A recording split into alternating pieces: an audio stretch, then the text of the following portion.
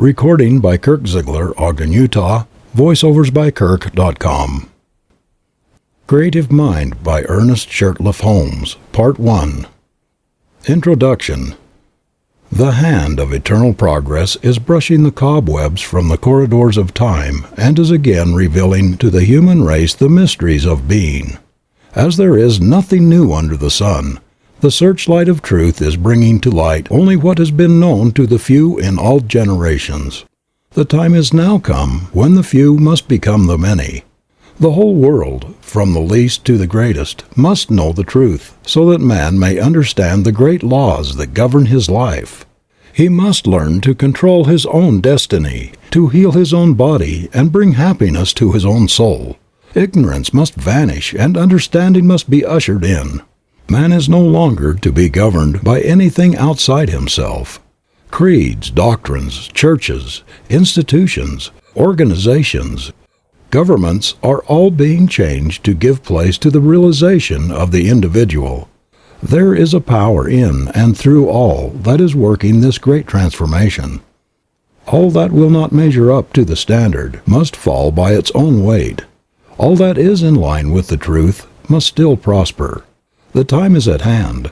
We are in the greatest age of all history. We are in the age of the unifying of all people and all things into the ever-present one. The temple not made with hands is now being silently builded by the emancipated souls of this planet. This little book is an attempt to explain what each soul must discover for himself, that he stands in the midst of an eternal creative power which presses itself around his own thought, and casts back to him glorified all that he thinks.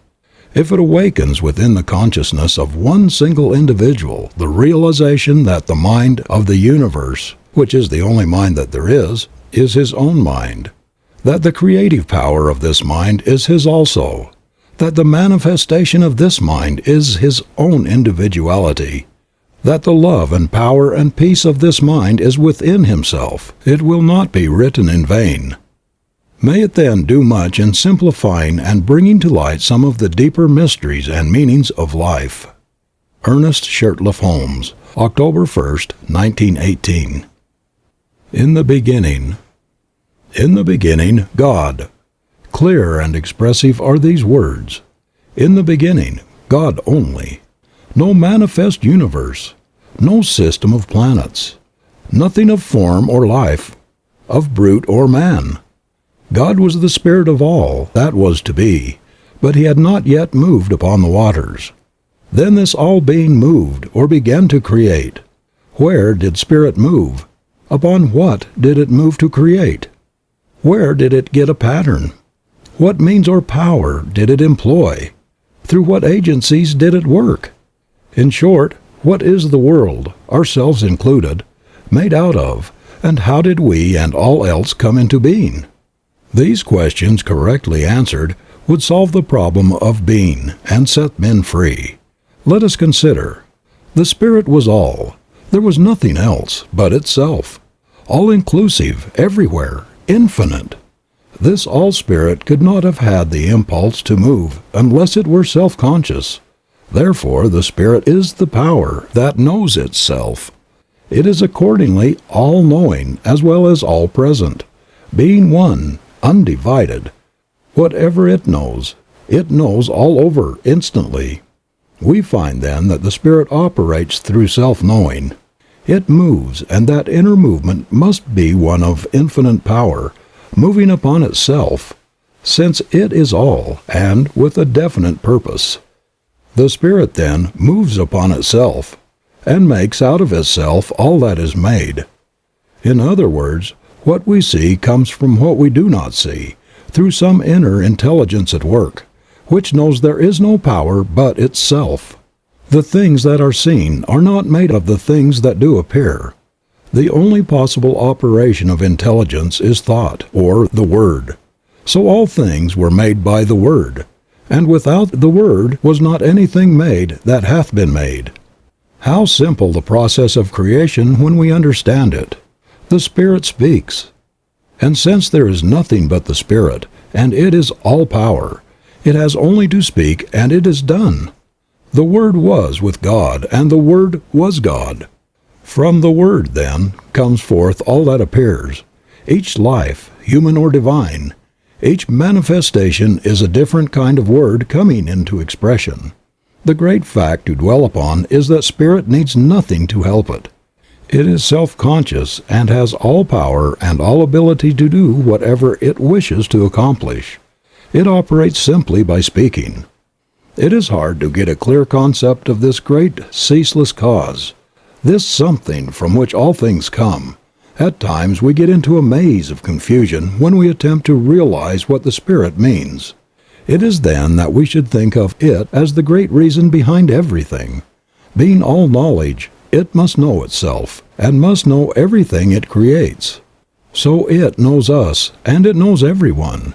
Since it is all presence, we can contact anywhere, and will never have to go to some particular spot to find it. As it is all-knowing and operates through the power of the Word, it knows everything we think. Just how it creates we cannot know, and need not attempt to understand, for whatever this process of creation is, we find it is always an inner thought process. We should keep this in mind. The Spirit makes all things out of itself. Everything comes into being without effort.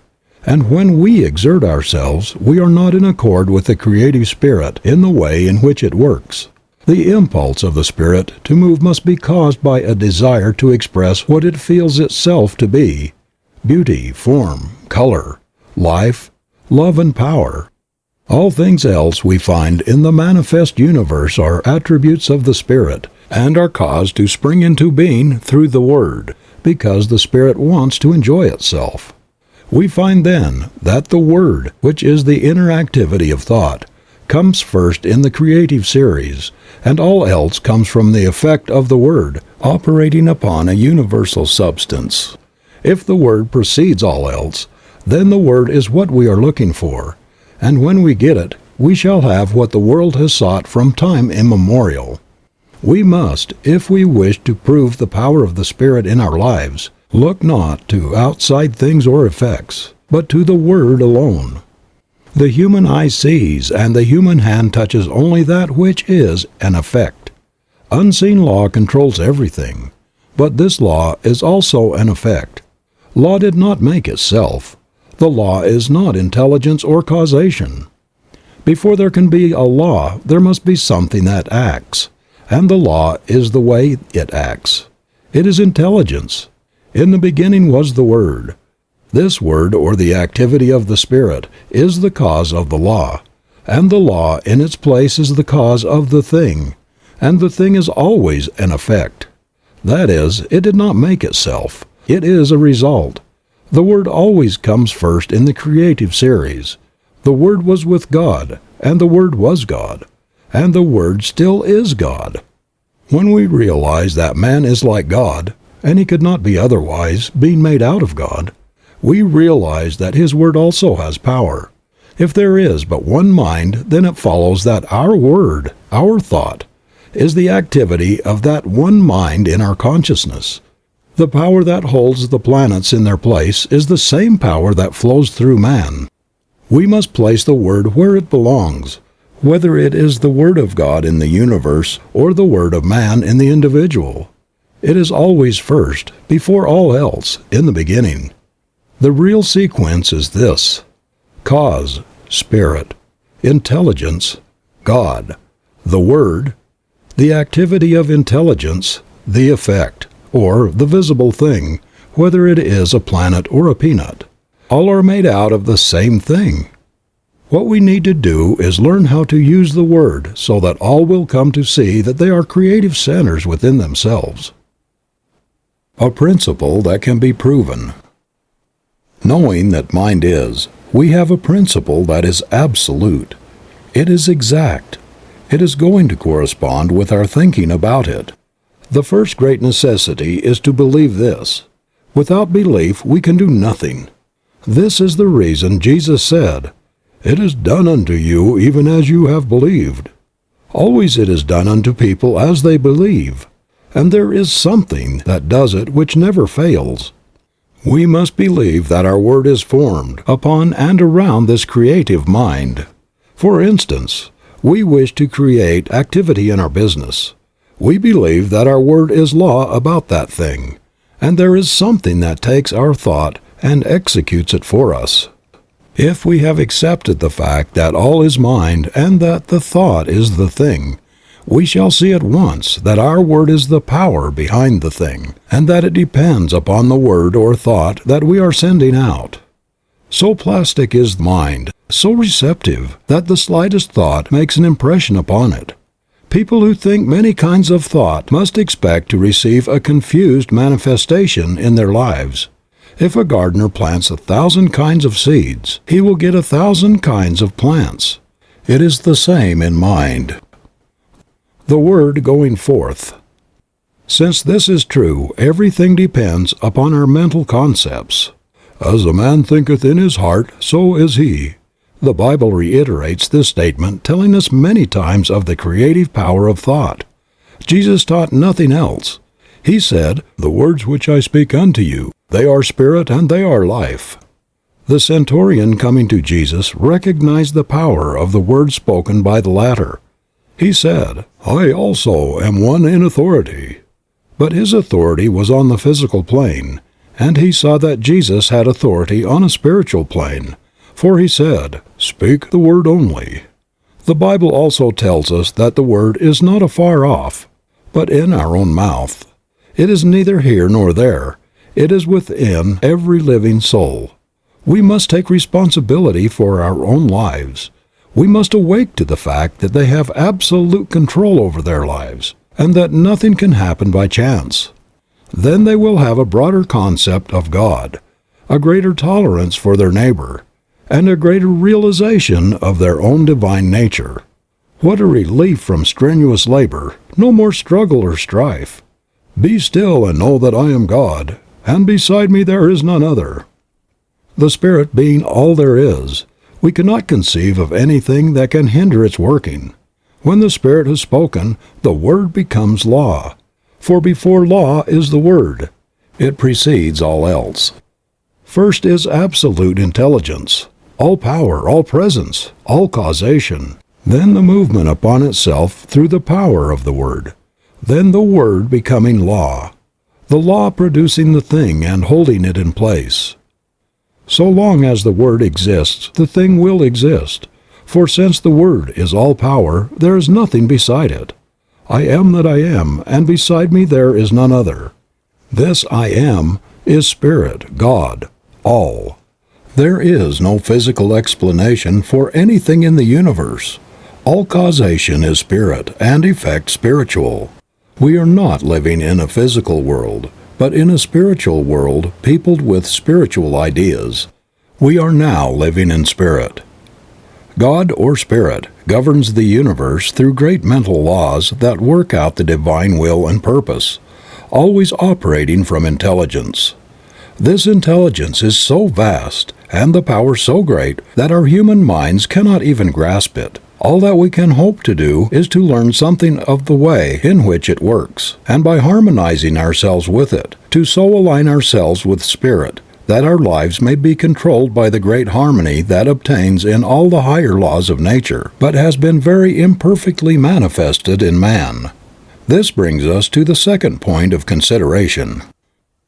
Why and what is man? We find in the physical universe that automatic laws govern everything. For instance, the tree cannot say, "I will not," because of the law that holds it in place. It grows without any volition of its own. So it is with all nature, but when we come to man, we find a different manifestation of the Spirit, a being who can say, "I choose." In all creation, man alone is an individual, man alone is free, and yet man alone wants, is sick, suffers, and is unhappy. Man marks the earth with ruin. Why? Because he has not found his true nature. The very thing that should free him, and eventually will do so, now limits him. God could not make an individual without making him able to think, and he cannot think without bringing upon himself the results of his thought, good or bad. This does not mean using two powers, but using the one from two standpoints. Nothing in itself is either good or bad. All things exist in the mind as a potentiality. Mind is eternally acting upon thought, continually producing its own images from mind and casting them out into manifestation. Man must be the outcome of the desire of the spirit to make something which expresses the same life that it feels. Man is made to be a companion of the infinite, but to arrive at this exalted plane of being, he must have his freedom, and be let alone to discover his own nature, to return love to his Creator only when he chooses to do so. At the doorway, then, of man's mind, this wonderful God has to wait. "Behold, I stand at the door and knock." The opening must be on the part of the individual. Man lives in a mind that presses in upon him from all sides with infinite possibilities, with infinite creative power. The divine urge of infinite love crowds itself upon him and awaits his recognition. Being the image of this power, his thought also must be the word, or cause it life. At the center of his being is all the power that he will need on the path of his unfoldment. All the mind that man has is as much of this infinite mind as he allows to flow through him. We have often thought of God as far off, and of man as being separate from all the good. And now we are coming to see that God and man are one, and that one is simply awaiting man's recognition, that he may spring into being and become to man all that he could wish or want. "As the Father has inherent life in himself, so hath he given to the Son to have life within himself." It could not be otherwise. We are all in mind, and mind is always creating for us as we think. And as we are thinking creatures, always thinking, our happiness depends upon our thought. Let us consider the law of our life. The law of our lives. Spirit creates through law. The law is always mind in action. Mind cannot act unless intelligence sets it in motion. In the great universal mind, man is a center of intelligence, and every time he thinks, he sets mind into action. What is the activity of this mind in relation to man's thought? It has to be one of mental correspondence. That is, mind has to reflect whatever thought it casts into it. Wonderful as universal mind is, it has no choice but to create whatever thought is given it. If it could contradict that thought, it would not be a unit, since this would be recognizing something outside itself. This is a point in truth which should not be overlooked. The one mind knows only its own ability to make whatever is given it. It sees no other power and never analyzes or dissects. It simply knows. And the reason why people do not understand this is that they have not realized what mind is. The ordinary individual thinks of mind only from the limitation of his own environment. The concept he has of mind is the concept of his own thinking, which is very limited. We are surrounded by an all-seeing, all-knowing mind, which is one and runs through all. The belief in the dual mind has destroyed practically all philosophies and religions of the ages, and will continue to do so until the world comes to see that there is but one. Whatever name is given it, there is but one. It is this one that creates for us whatever we believe. Our thought operative through this one produces all our affairs. We are all centers in this mind, centers of creative thought activity. There is nothing which appears in the manifest universe other than an objectified thought, whether it be a bump on your head, a growth on your foot, or a planet. It could not be there were it not made out of mind, for mind is all there is to make anything out of. Whatever is made out of it. Nothing exists or can exist without a source from which it springs. We are not dealing with a negative as well as a positive power, not two powers but one. A power that sees neither good nor evil as we see it. It knows only that it is all, and since it is all, it creates whatever is given it. From our limited standpoint, we often think of good and evil, not realizing that, as yet, we do not know the one from the other. What we call good today, we may call evil tomorrow, and what we think to be evil today, we may tomorrow proclaim as the greatest good we have ever known. Not so with the universal power of mind. It sees only itself and its infinite ability to create. To the thinking person this will mean much.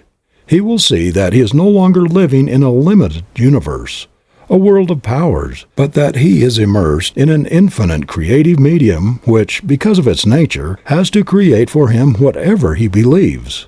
Jesus understood this, and in a few simple words laid down the law of life. It is done unto all people as they believe. This is a great thing to keep in mind. It is done unto us. We do not have to do it. For it is done unto us of a power that knows itself to be all there is. Could we even believe that some material mountain would be moved? The power is there to do it. Without this belief, there is no real impulse for the creative mind, and we do not get an affirmative answer. We must realize more clearly that this great power has to operate through us. Man's part. Creative mind cannot force itself upon us because we have the power of self-choice. It recognizes us when we recognize it. When we think that we are limited or have not been heard, it must take that thought and bring it into manifestation for us. When we look about us and see nature so beautiful, lavish, and so limitless, when we realize that something, some power, is behind all, and sees to it that plenty obtains everywhere, so that in all things manifest there is more than could be used, and when on the other hand we see man so limited, sick, and sad, and needy, we are disposed to ask this question: is God good after all? Does He really care for the people of His creation? Why am I sick? Why am I poor? Little do we realize that the answer is in our own mouths, in the creative power of our own thought. The average person, when told the truth, will still seek some other way. God has already done for us, in a mechanical way, all that He can do, and having been given the ability, we will have to do for ourselves the rest. Yet the great power is always near, ready at any time to help, but we must use it according to its own nature in harmony with its laws. Man should learn that he himself is the center of this divine activity. Realizing this, he must seek more and more to utilize his own divine nature, and by doing so, he will become more fully under the protection of the great laws that govern all life, manifest and unmanifest. Whatever man is, he must find that because he is made out of God, he must be of the same nature. This infinite one cannot know anything outside of itself, anything that would be a contradiction of its divine nature. Man's ignorance of his real nature binds him with his own freedom until he comes to see things as they really are, and not as they appear to be. In the infinity of mind, which is the principle of all metaphysics and of all life, there is nothing but mind, and that which mind does. That is all there is in the universe. That is all there ever was or ever will be.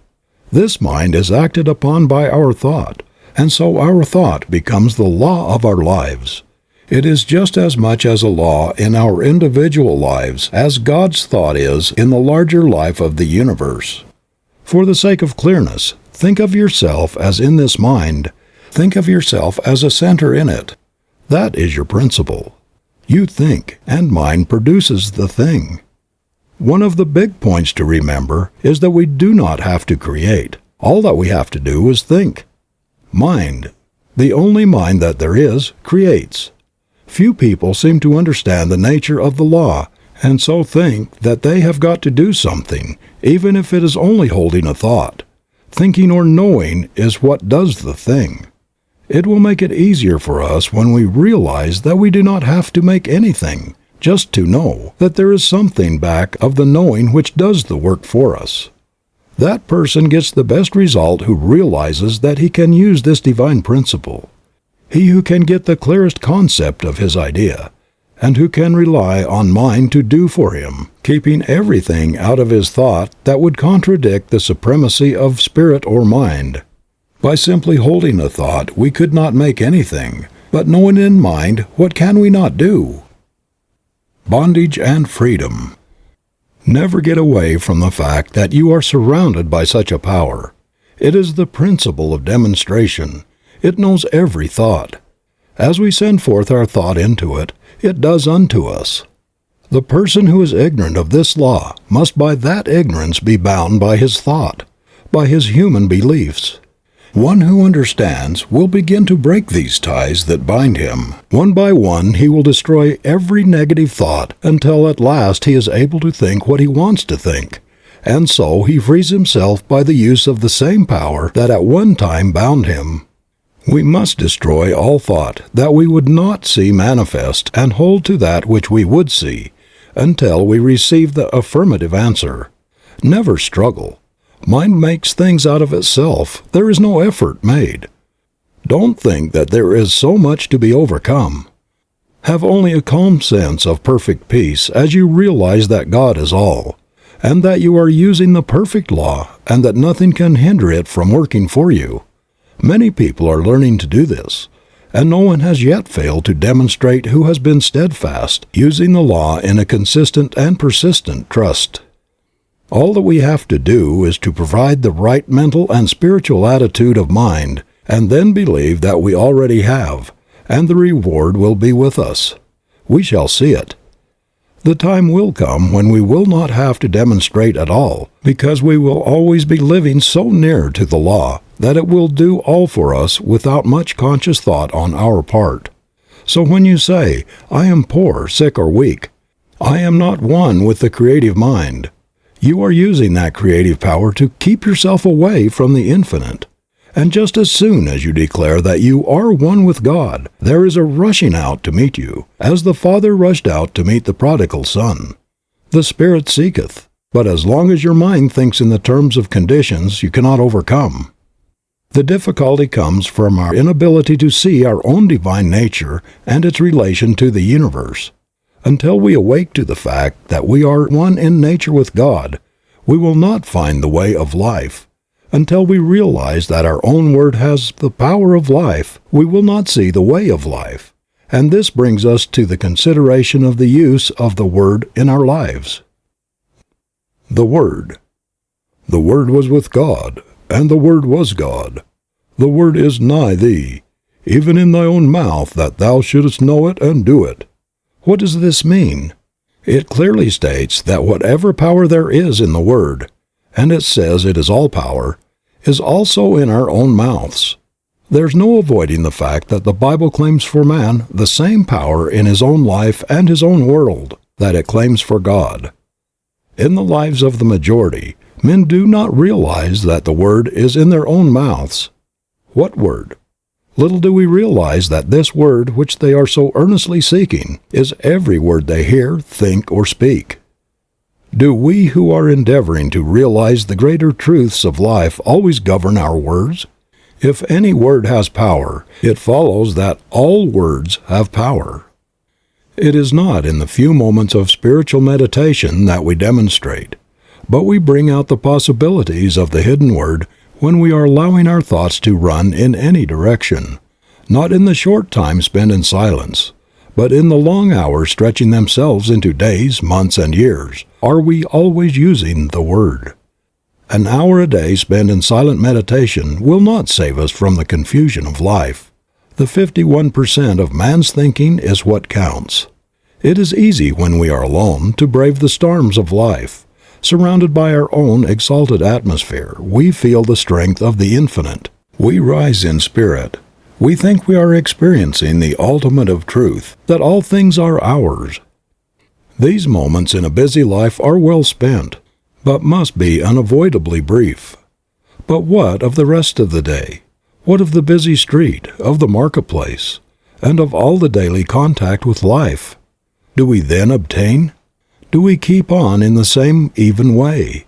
Or do we fall before the outer confusion of our surroundings? Are we still creating the Word and setting it afloat in the great ethers of life? Are these words creating for us? Yes. How necessary, then, to keep the independence of the solitude. How seldom we do this. God sent an angel to speak to me. A word he was fain I hear. And the angel brought the message and whispered it in my ear. God knew I needed the word He sent. I had lost the zest to fight, and the right was all but beaten, and wrong it was all but right. Simple the word that He sent me, but it soothed a spirit raw. With the pain of too much striving, 'twas love fulfills the law. Few people indeed in the day in which we live are well poised.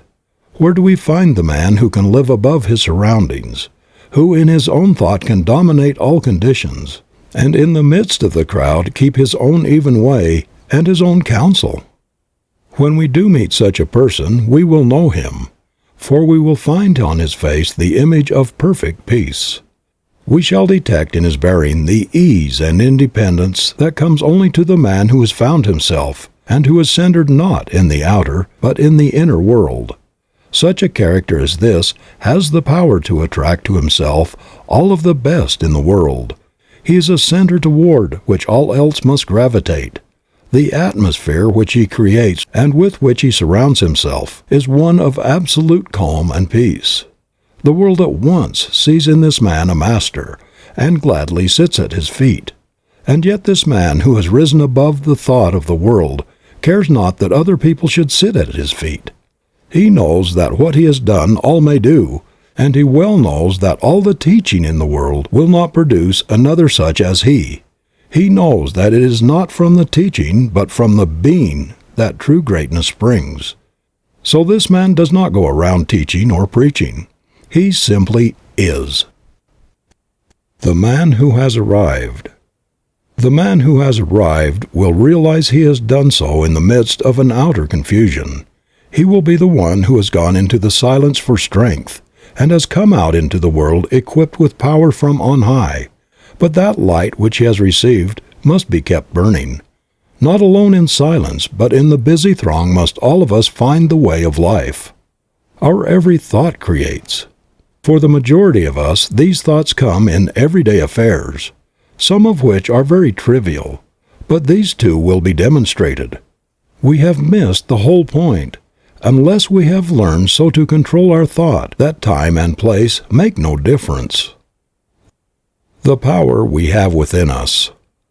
We have within us a power that is greater than anything that we shall ever contact in the outer. A power that can overcome every obstacle in our life and set us safe, satisfied, and at peace, healed and prosperous in a new light and in a new life. Mind, all mind is right here. It is God's mind, God's creative power, God's creative life. We have as much of this power to use in our daily life as we can believe in and embody. The storehouse of nature is filled with infinite good, awaiting the touch of our awakened thought to spring forth into manifestation in our life. But the awakening must be on our part, and not on the side of life. We stand at the gateway of limitless opportunity in the eternal and changeless now. Now is the day in which to begin the new life that is to lift us up to the greater expression of all that is wonderful. The word that we speak is the law of our life, and nothing hinders but ourselves. We have through ignorance of our real nature misused the power of our word, and behold what it has brought upon us, the very thing that we feared. But now it shall produce a new thing, a new heaven and a new earth. Individual ideas. We find that in the universe every separate idea has a word, a mental concept behind it, and as long as that word remains, the thing is held in place in the visible world. When the concept is withdrawn, the idea in the visible melts away, disappears. It ceases to vibrate to the word, which is the law behind it. For when the word is withdrawn, the condensation of the ether that forms the word melts again into the formless. There was a time when the world was without form, and from the word alone all things were made that are made.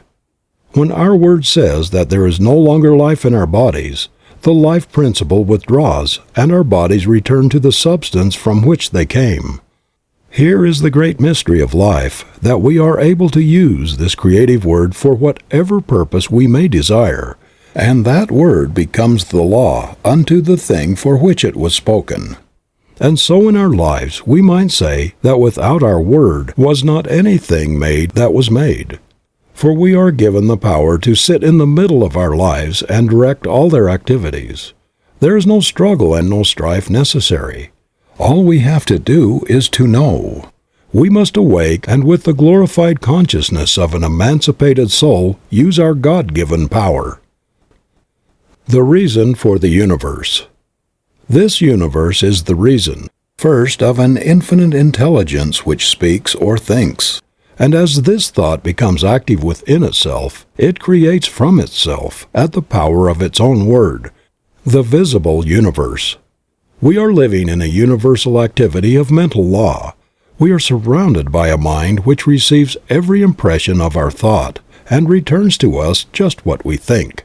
Every man, then, is living in a world made for him from the activity of his thought. It is a self-evident proposition that mind must create out of itself. And this self, being limitless, it follows that its creative power is without limit. Mind in action. Everything that we see is the result of mind in action. We all have a body, and we have what is called a physical environment. We could have neither if it were not for mind. The law implanted within us is that we need nothing except ourselves and this all-wise creative mind to make anything, and that just so far as we depend upon any condition, past, present, or future, or upon any individual, we are creating chaos, because we are dealing with conditions and not with causes. Every living soul is a law unto himself. But of this great truth few people are conscious. It seems difficult for the race, which feels itself to be so limited, to comprehend the fact that there is a power that makes things directly out of itself, by simply becoming the thing that it makes, and that it does this by self-knowing. But we will not demonstrate until we see at least some of this, the greatest truth about life. We should realize that we are dealing with the principle that is scientifically correct. It will never fail us at any time, but is eternally present. We can approach the infinite mind with a depth of thought and understanding, knowing that it will respond, knowing that we are dealing with reality. Jesus, who saw this very clearly, laid down the whole law of life in a few simple words. "It is done unto you as you believe." We do not have to do it. It is done unto us. It is done by a power that is all. Could we believe that a material mountain would be moved, it would be done unto us. But unless we do believe, there is no impulse for the creative power, and we do not receive. Life externalizes at the level of our thought. Action and reaction. There is something that casts back at us every thought that we think. "Vengeance is mine, I will repay, saith the Lord." It is a statement of eternal truth and correspondences against which nothing can stand. And whatever man sets in motion in mind will be returned to him, even as he has conceived within himself and brought forth into manifestation. If we wish to transcend old thoughts, we must rise above them and think higher things. We are dealing with the law of cause and effect, and it is absolute. It receives the slightest as well as the greatest thought, and at once begins to act upon it. And sometimes, even when we know this, we are surprised at the rapidity with which it works. If we have been misusing this law, we need not fail. All that we have to do is to turn from the old way and begin in the new. We will soon work up out of the old law into the new which is being established for us. When we desire only the good, the evil slips from us and returns no more. Arriving at a high consciousness. The best way to arrive at the highest consciousness is to have a great faith in the willingness and the ability of life to do all for us by working through us. We must believe in the inherent goodness and all-powerfulness of the Spirit of Truth. And so every path leads us back to the one point, and we must learn to realize the near presence, the great reality.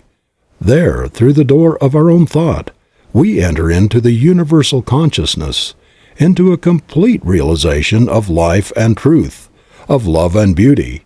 And as we sit in the silence of our own souls and listen, It will be the greatest thing that we will ever do. In that completeness we are not lost, and yet we are found. This is what is meant that a man must lose his life in order to find it. We are lost to the human and found in the divine. We realize that we are one with the cause. Other suggestions.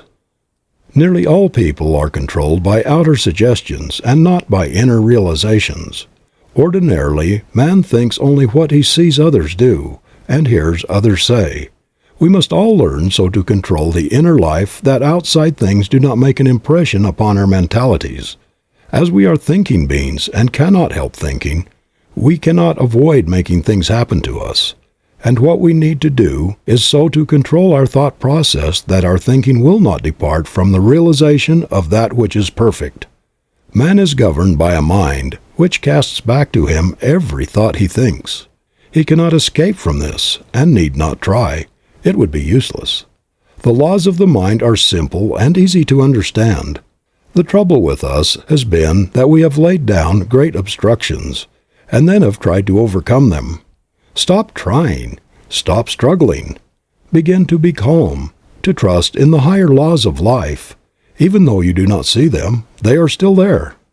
Did you ever see the law that causes a plant to grow? Of course you did not. And yet you believe in this hidden law of growth. Why do you believe? Simply because every year out of the seed time comes a harvest. Shall we not have as great faith in the highest laws of being? To those souls who have dared to believe has come as definite an answer as came to those who believed in receiving a harvest from the planted seed. This law is, and if we would see results we must use it. That is, we must provide the mental receptivity that will prepare us to accept the gift when the Spirit makes it. This receiving is a mental process, a process in which we lose all sense of limitation. If you wish to demonstrate prosperity, begin to think and talk about it, and to see it everywhere. Do nothing that contradicts this thought, either mentally or physically. The world is full of good. Take it and forget all else. Rise above depression and be glad you are saved from adversity. The human mind needs to be cleansed from the morbid thoughts that bind through its false beliefs. No living soul can demonstrate two things at the same time, if one contradicts the other. There is no way except to let go of all that you do not wish to come into your experience, and in mind take all that you do wish. See, hear, talk about, and read only what you wish, and never again let a negative thought come into your mind. God knows good only, and when we are in line with good, He knows us. When we are out of harmony with good, we say, God has forgotten us. On the one hand, we have an infinite intelligence which has brought us up to where we are today, and having done all that it can for us now, lets us alone to discover our own nature. On the other hand, we have the infinite law, which is an activity of God, and we can use it for what we will, only with this provision, that in so far as we use it for the good of all, are we protected. The law obtains through all nature that as a man sows, so must he reap. Now the Father has brought us to where we can understand life, and we must go as we choose. If we are in harmony with the great forward movement of the Spirit, there is nothing that can hinder our advancement. If we oppose it somewhere along our pathway, it will crush us. As with individuals, so with nations. In so far as they work with the right spirit, they prosper. When they begin to fail in the use of this law, they begin to fall. He who understands will take the position of one who wishes to work in union with the power of good, and to such a one will come all the power that he can conceive of and believe in. His word becomes an expression as the very word of God, and he must realize it to be all-powerful. So the one who is truly united with good will wish to express only the truth for all, and in doing so he is working along the lines of the enfoldment of the Spirit. And though he may seem to fail from the ordinary standpoint, yet his success is assured, for he is at one with the only ultimate power before which, in time, all else must fall. End of Part 1. Part 2 of Creative Mind by Earnest Shurtleff Holmes. The use of the greater consciousness. In practice, the emancipated soul must always realize that he is in union with the Father. What the Father does, he can do in his own life. What God is, he can become. His word must be spoken with absolute authority. He must know. There should be no uncertainty. The word is the only power. Everything must come from it, and nothing can stand against it. It is the great weapon which he is to use against all evil and for all good. It is his shield against all adversity and his sure defense against all seeming limitation.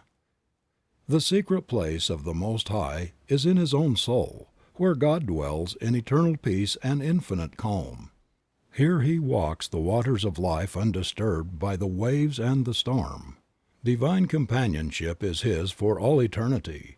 Peace which transcends all human confusion comes, and he realizes that indeed he is honored of the Father. His word is flung out, and will work and none can hinder it. The sense of sureness is complete. Heaven and earth may pass away, but the word goes on, accomplishing that thing for which it was sent, and all power is given to it on earth and in heaven. If he speaks to the sick and they receive, it will heal them. If he says the word of prosperity, it will manifest, and nothing can hinder it. The world will abound with good, and his cup runneth over with life. What more can we ask? What greater realization of life than to know that God is with us? From this great realization comes peace, a peace which the world little understands, and a calm which is as deep as the infinite sea of love in which he realizes himself to be immersed. Peace brings poise, and the union of these two gives birth to power. No person can hope to arrive while he believes in two powers. Only as we rise to the realization of the one, in and through all, can we attain. When we speak the word, there must be no confusion, but only that calm reliance which knows that beside me there is none other. Realize that Spirit is all causation, and that all things are made out of it, by the operation of the Word through it, and that you can speak the Word that is one with the Spirit, and there will be no more confusion. As the Father has inherent life in Himself, so has He given to the Son to have inherent life within Himself. Speak the Word only, and it shall be done. The word is in your own mouth that ye should know it and do it. Stranger on earth, thy home is in heaven. Pilgrim, thou art the guest of God.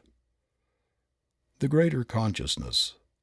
Man is surrounded by a great universal thought power which returns to him always just as he thinks. So plastic, so receptive is this mind that it takes the slightest impression and molds it into conditions. There are two things in man which his thought affects, his body and his environment. At all times he is given absolute control over these two things, and from the effect of his thought upon them he cannot hope to escape. At first, being ignorant of this fact, he binds himself by a misuse of the laws of his being, but as he begins to see that he himself is responsible for all that comes to him on the path of life, he begins to control his thought, which in its turn acts on the universal substance to create for him a new world. The great soul is learning more and more to dare to fling out into mind a divine idea of himself, and to see himself perfect and whole. If he has a divine thought, he will get a divine thing. If he has a human thought, he will get a human thing. He will receive whatever his innermost thought embodies. And so we find in the Bible twice repeated these words, "To the pure thou wilt show thyself pure, and to the forward thou wilt show thyself forward. It is done unto all as they believe." We often wonder why it is that we are not making better demonstrations. We look about and observe that some are getting wonderful results. They are speaking the word, and people are being healed. We see others struggling along with the word, and nothing seems to happen. And when we inquire into the reason for all this, we find it to be very plain indeed. All is mind, and we are mental. We are in mind and can only get from it what we first think into it. We must not only think, but we must know. We have to provide within ourselves a mental and spiritual likeness for the thing desired. The reason why so few succeed, then, must be because they have not mentally really believed to the exclusion of all that would deny the thing which they believe in. And the reason why others do succeed must also be because they have absolutely believed and allowed real power to flow through and out into expression. They must have a real concept of life. Hold an object in front of a mirror and it will image in the mirror the exact size of the object. Hold a thought in mind and it will image in matter the exact likeness of the thought. Let us take this image which we hold before a mirror and change it ever so slightly, and there will be a corresponding change in the reflection. It is just the same in the mental world. Whatever is imagined is brought forth from mind into manifestation. We must not deny that which we affirm. We must reason only from that cause which is spiritual and mental and weed out all thought that would deny its power in our lives. There seems to be something in the race thought that says man is poor, man is limited, that there is a lack of opportunity, that times are hard, that prices are high, that nobody wants what I have to offer. No person succeeds who speaks these ideas. When we express ourselves in this way, we are using a destructive power. All such thoughts must go, and we must all realize that we are an active center in the only power there is. We must get the perfect vision, the perfect conception. We must enlarge our thought until it realizes all good, and then we must swing right out and use this almighty power for definite purposes. We should daily feel a deeper union with life, a greater sense of that indwelling God, the God of the everywhere within us. When we speak into this mind, we have sown the seed of thought in the Absolute and may rest in peace. We do not have to make haste, because it is done unto all as they believe. In that day that they shall call upon me, I will answer. People will often ask, what is the best method for demonstration? There is but one answer to that question. The Word is the only possible method of demonstrating anything. The Word really felt and embodied in our thought. Then the Word becomes flesh and dwells among us and we behold and experience it. We will ask for no other way when we understand this. The person who does not understand these laws will be likely to say that this is presumptuous, that it is even sacrilegious. But this comes only from a lack of understanding of the fact that all is governed by law, and that all law is impersonal and universal. We have just as much right to use spiritual law as to use the so-called physical laws.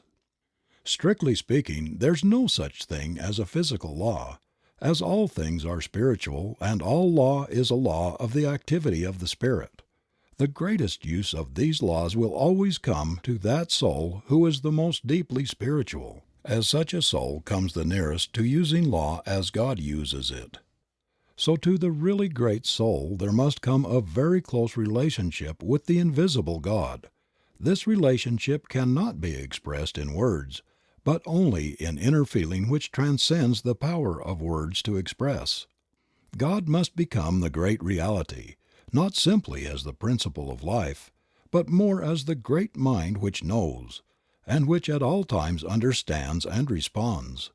To say that God does not understand our desires would be to rob the divine mind of all consciousness and place God lower in the scale of being than we ourselves are. On the other hand, we must be careful not to believe that God thinks evil and understands that which is not perfect, as then we would have an imperfect being for the first cause. We should more and more learn to think of things in the absolute, that is, to think of things as not limited by conditions. Realize at all times that the Spirit makes things out of itself and needs no beginning except its own self-recognition.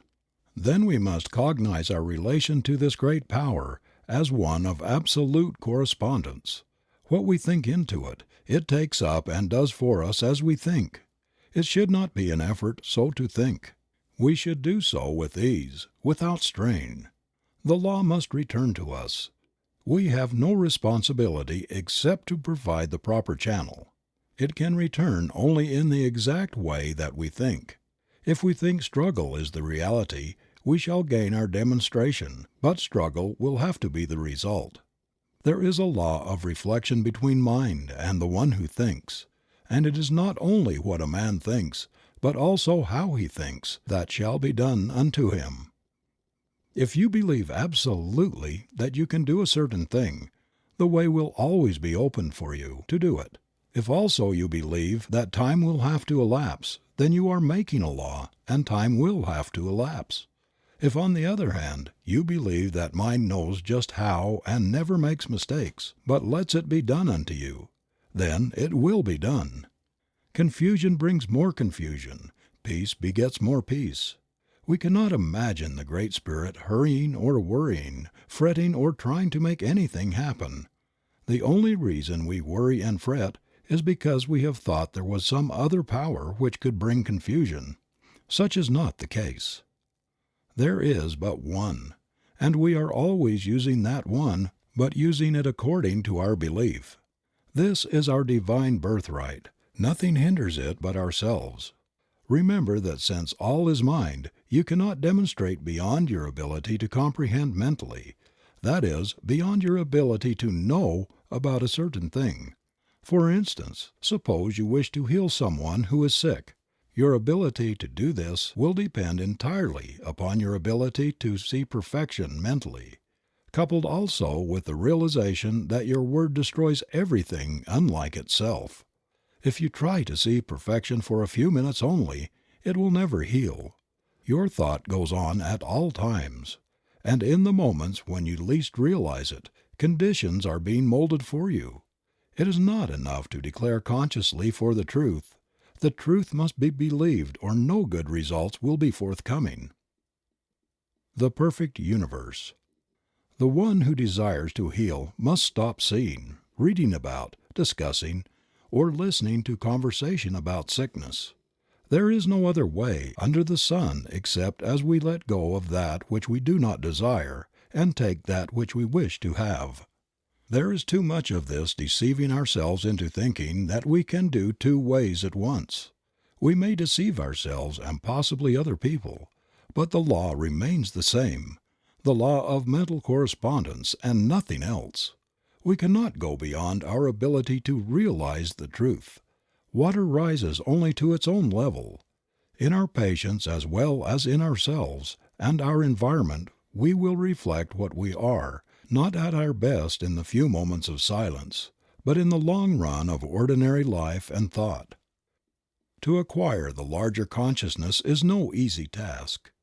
All that we have believed in which contradicts the perfect whole must be dropped from our thought, and we must come to realize that we are now living in a perfect universe, peopled with perfect spiritual beings, each of which, coupled with the great divinity, is complete within himself. We must see that we are one in the Great One, and then we will not separate or divide, but unite and add to, until in time we will find that we are living in an entirely different world from that in which we had once thought we were living. Of course, this will meet with much opposition from those unenlightened souls whom we must contact in the world. But what of that? Remember, the great man is the one who can keep in the crowd the calm, even thought, the deep, divine reliance on principle. And more, this is the only way to help or save the world. In time, all people will come to the same understanding. You are lifting up the standard of life, and those who are ready will follow. You have no responsibility to save the world except by exemplifying the truth. The world must save itself. All are alike. There is no difference between one person and another. Come to see all as a divine idea. Stop all negative thought. Think only about what you want, and never about what you do not want, as that would cause a false creation.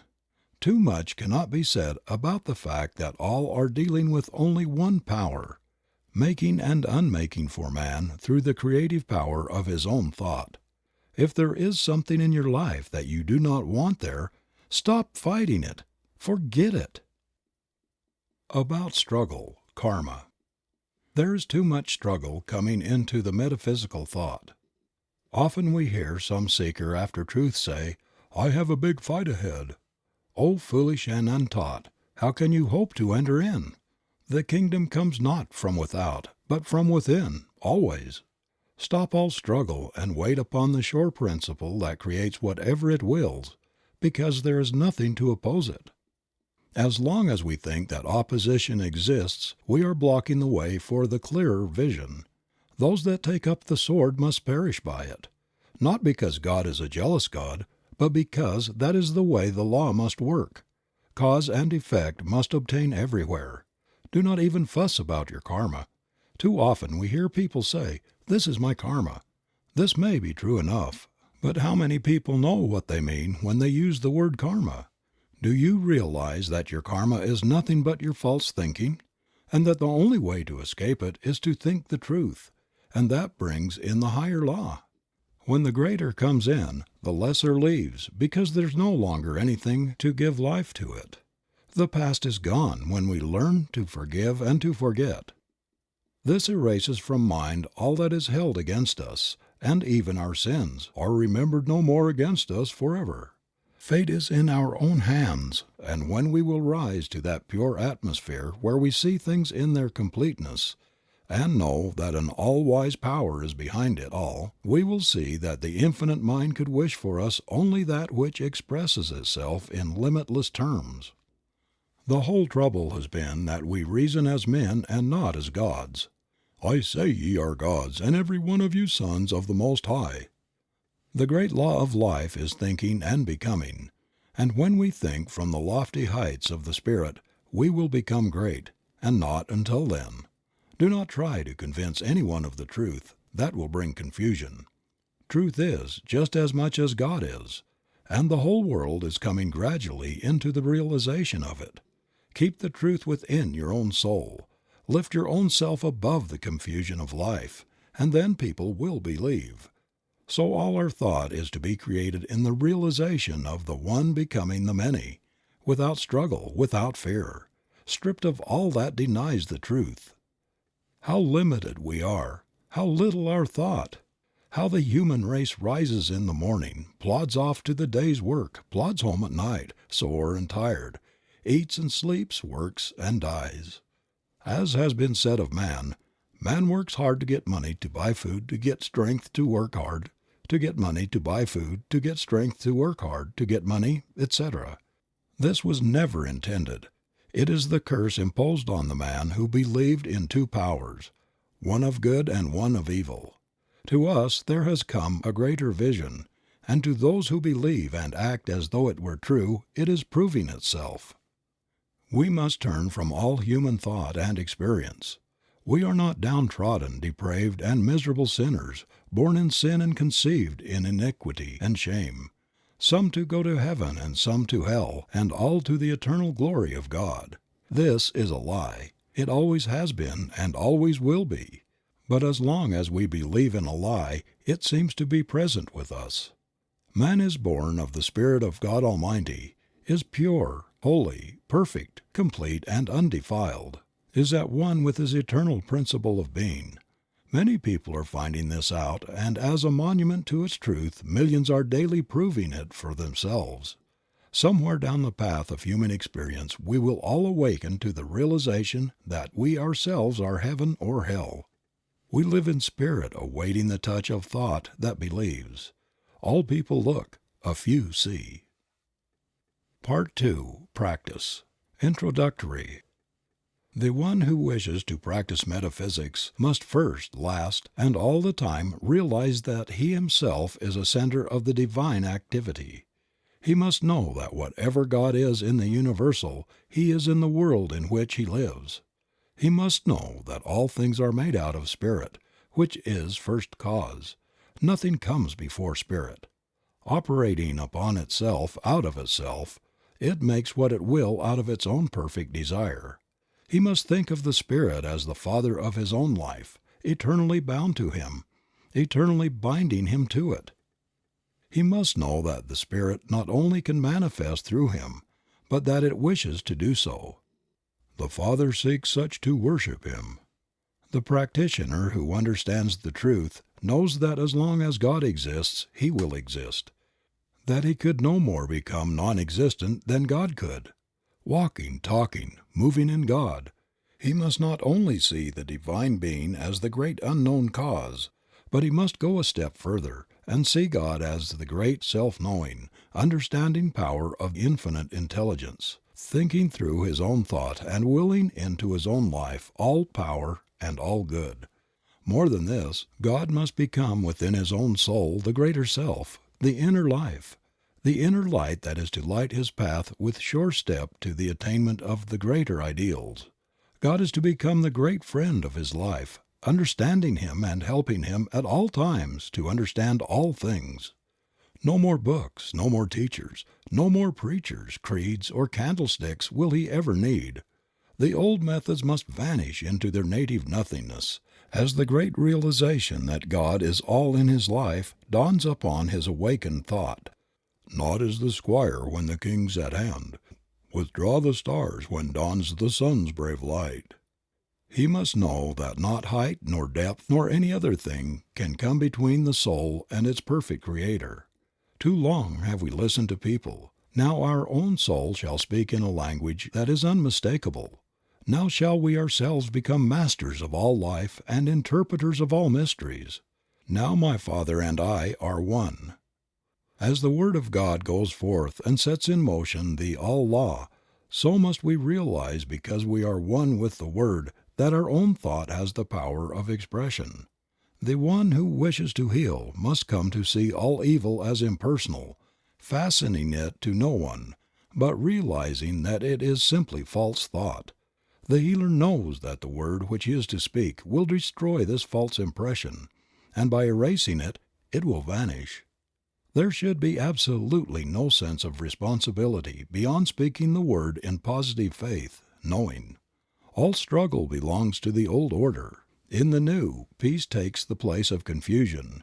Faith answers the cry of doubt and fear, and the word is supreme. We must know that our word is law, and cannot be set aside by the false thought of the world. Every time that we state a truth, we must know that that truth destroys all that is unlike itself and frees the thought of the one whom we wish to help and to heal. This word must become the new law which frees. People are sick because they think sickness, and will be healed only when they turn from this kind of thought and begin to think in terms of health. The same power used in two ways. There is only one power, but we use it in two ways, either to destroy or to save. The blessing and the curse are one and the same thing. The power of mind used either affirmatively or negatively. The word used in fear and doubt or in faith and assurance. You do not have to understand material philosophy or be learned in the books of the human race.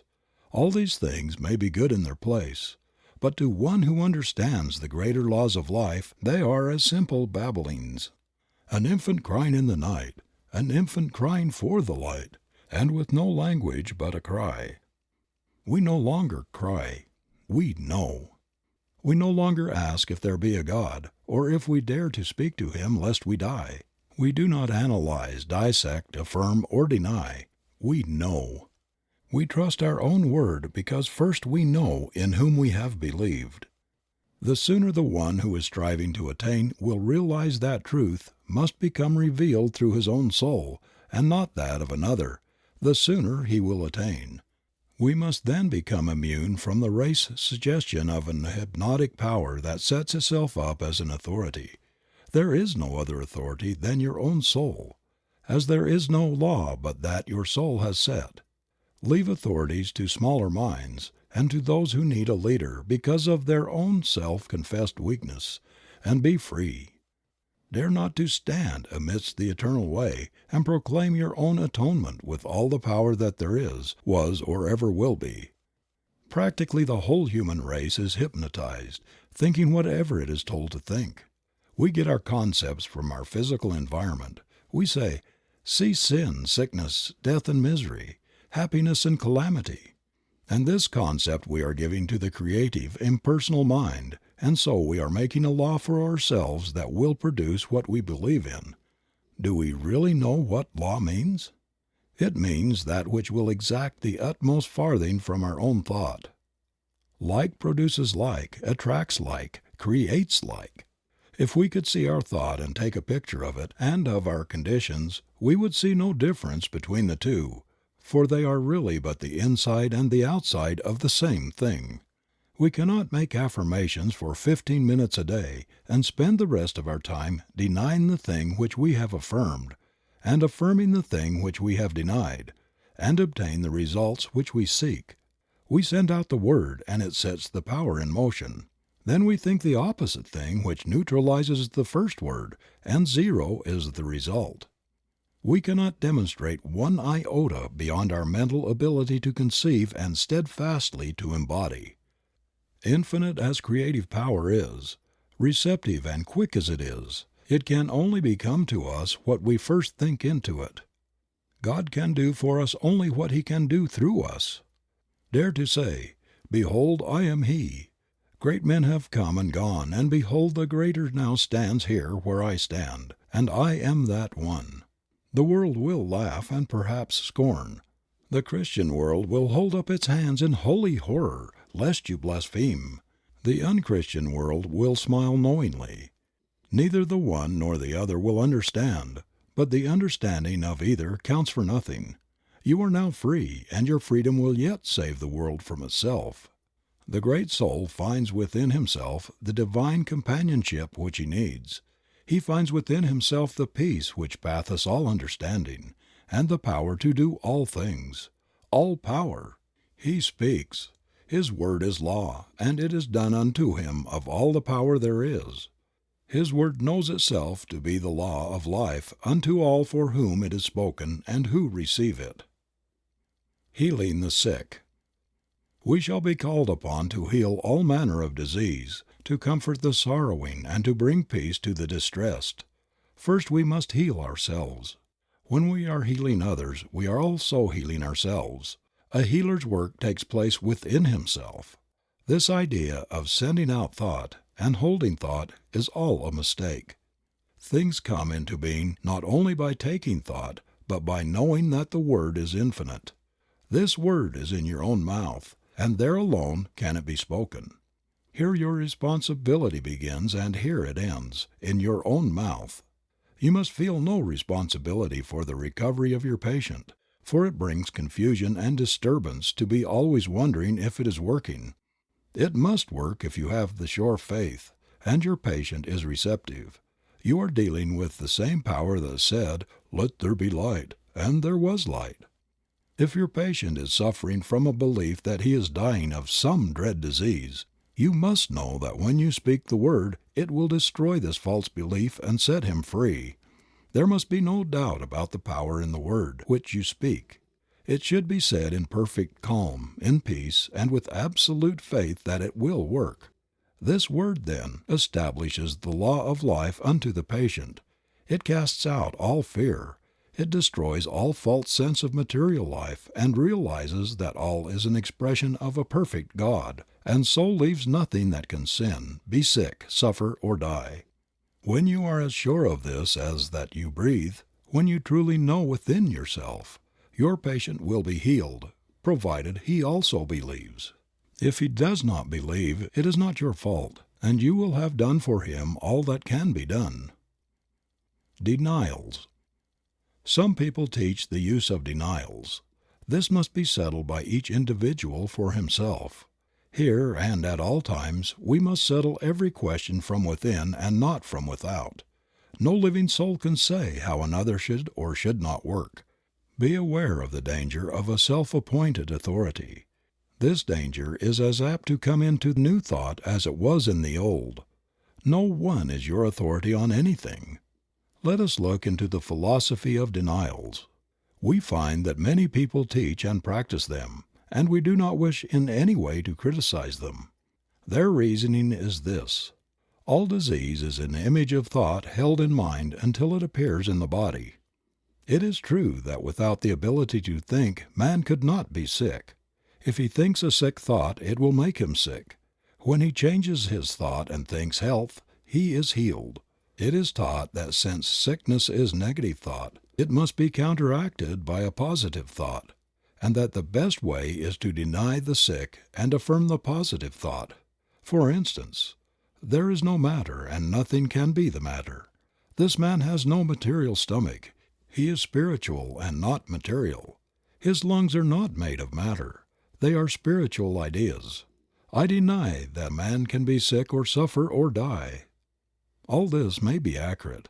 Man is a spiritual idea, and so must be perfect in his real nature. But there is a question if this is the better way. When we look into the creative way of the Spirit, we find it impossible for denial to enter, as the Spirit recognizes no opposite to its own nature. It knows that I am, and beside me there is no other. The Spirit does not deny anything. It simply affirms itself to be that which it desires to be. Seeing and recognizing no opposite to itself, it finds no need of denial. Indeed, this thought need not enter the mind. If we are working with the Spirit, we need not deny, but state the affirmative attitude of mind, realizing that we are dealing with the only power that exists. There is a subtle danger in using denials. We may deny to such an extent as to erect a barrier or build a mountain to overcome. Once realize that God makes things out of Himself simply by speaking, and you will never again use denials in treating. All that needs changing is the false thought, and by affirming that your word destroys everything but itself, you will embody all that a denial could. In those systems that teach denials, we find that the more enlightened ones are gradually using the affirmative method, and as this is the growth of experience, there can be no doubt that it is the better method. Of one thing we may be sure: the Spirit never denies. It simply knows that I am. The use of affirmations. The affirmation is the great weapon of the healer. It is in alignment with the way of the original creative spirit, and is the true use of the word of all power. We need only to say that our word is the law unto the case, and calmly state what we want to be done, and then say and do nothing that contradicts it, and wait for the fulfillment of that word. There is a power that operates on what we say, and it is done unto us, and we need have no fear about the results. If I am treating Mary Jones, I need only say I am helping her, and go to work within myself to realize that she is now a perfect being, made in the image of God. I must know that I am destroying all imperfection when I know within myself that I am speaking the truth, and realize that she is perfect. The healing is done as far as I am concerned. If she receives, she is healed. I am not responsible for her receptivity. Know that there is a power that corresponds to your own mental attitude, and you will see that the way you are believing is what makes things happen the way they do. Always believe in what you are doing. Never see the negative side of life. Never talk about it, or listen to talk of other people, and never think about or see imperfection, and you will have no trouble in making demonstrations. The highest attitude of mind. The highest attitude of mind, from which all else springs, is one of perfect calm and absolute trust in the Spirit. The one who can with perfect confidence look into the future, and with perfect ease of mind rest in the present, and who never looks backward, but who has learned to be still in his own soul and wait upon the Spirit, he is the one who will the most completely demonstrate the supremacy of spiritual thought over so-called material resistance. Be still and know that I am God. Non-resistance. Resist not evil, and it will flee from you. Here is a statement of one of the great laws of our being. When we resist, we make a mental image of the thing we are fighting, and that tends to have it created for us. When we learn to look only at what we want and never at what we do not want, we will no longer resist anything. Suffer it to be so now. You need not try to change the world. Let it alone. All people are doing the best they can. No one needs to be saved but yourself. And the sooner you realize this, the sooner you will attain. Get over that holier-than-thou attitude. It is an illusion that many people suffer from, especially in the religious world. The world is all right. It's not going to hell. It is on the way to heaven. It is getting good so fast that in the process many things are being overturned and confusion appears to be on the surface.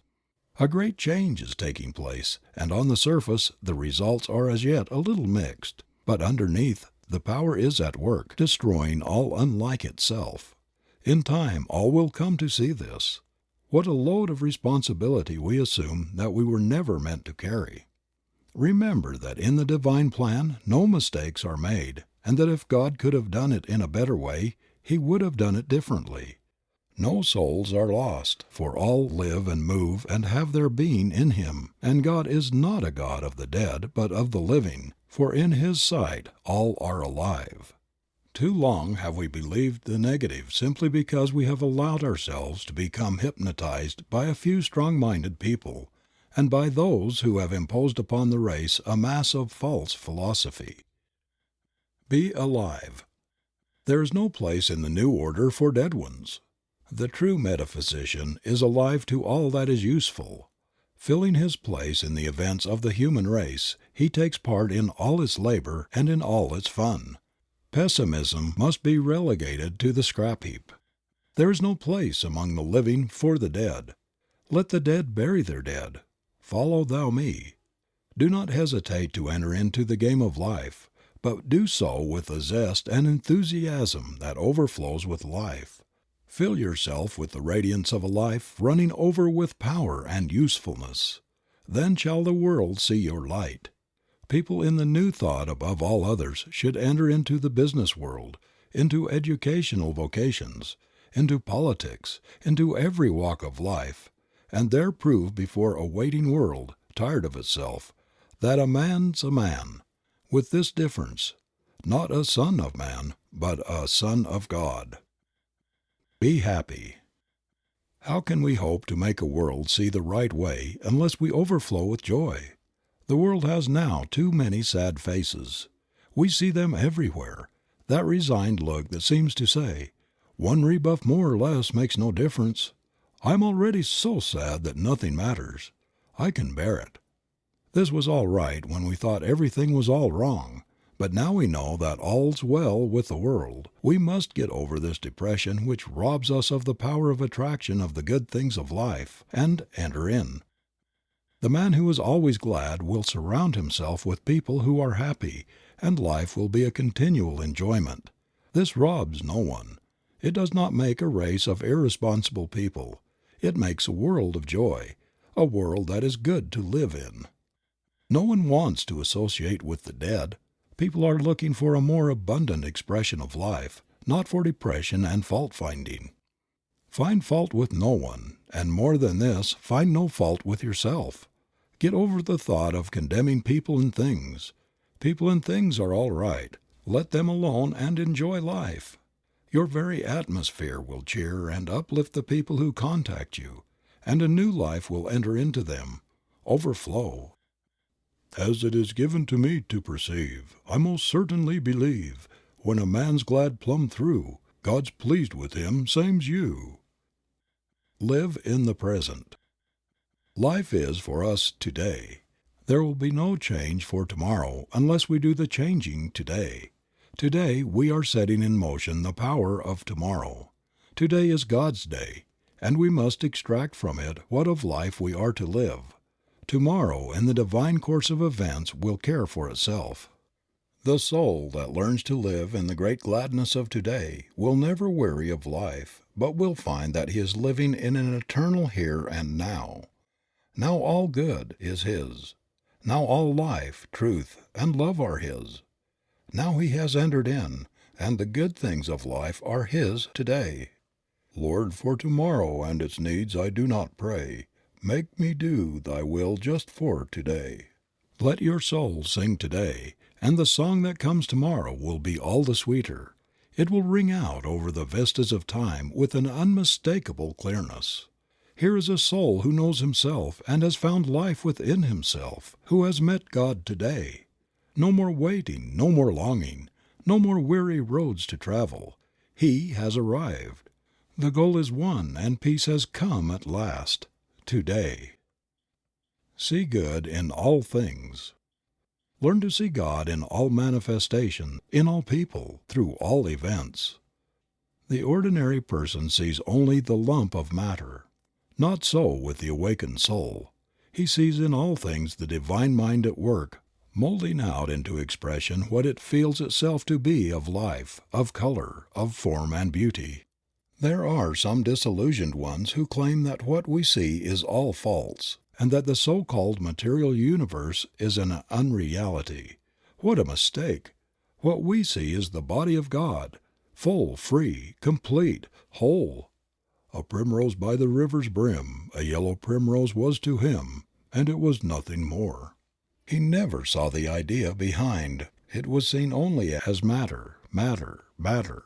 Yet what he could have seen was God's thought of himself coming out into wonderful beauty and color and form, the infinite one manifesting in an infinite variety of forms. What do you see when you look upon the human form, the crowning glory of God's perfect creation? Matter, matter, matter? Flesh, blood, and bones? Indeed, these may be passing into expression, but what of the idea? What of the reality of the body? This body of ours is as real as God is real. It would not be if it were an illusion. The very touch of the flesh should send a thrill through the whole body, bringing up its vibration to a higher pitch, to a finer form.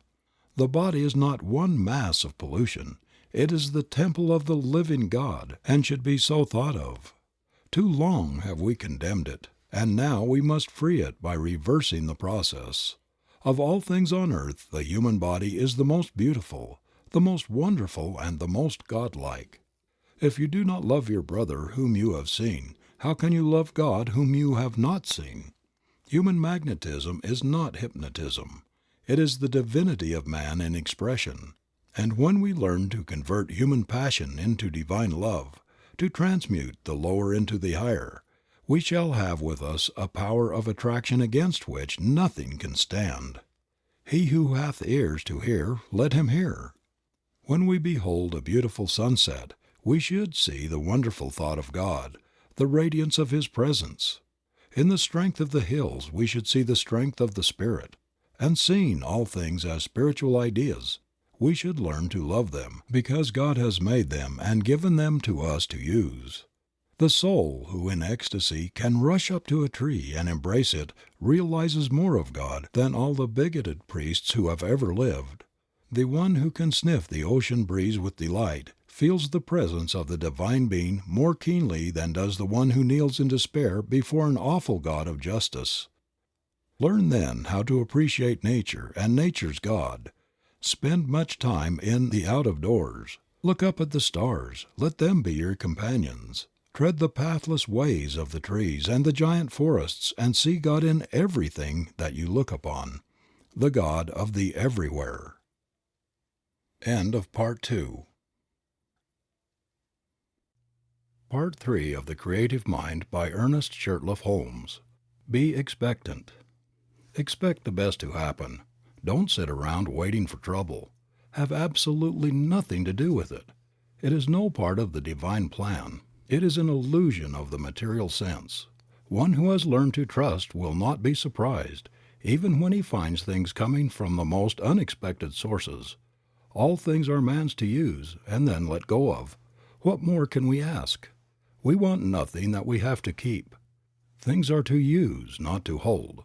Expect that everything is to come your way. Be content and cheerful if you wish to attract from out the store of the infinite.